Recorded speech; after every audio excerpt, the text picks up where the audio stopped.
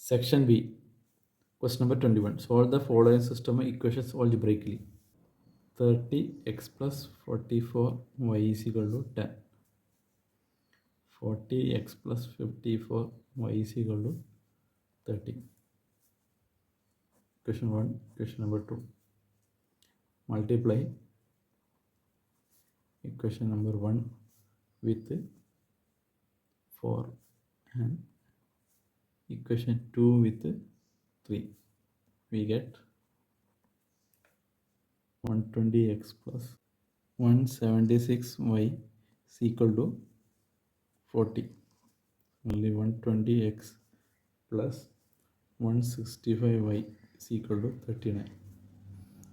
Then this subtract here. So we get 11y is equal to 1 and gives y is equal to 1 by 11. Substitute value of y in equation number 1. We get 30x plus 44 into 1 by 11 is equal to 10. 30x is equal to 10 minus 4 minus 4, that is 6.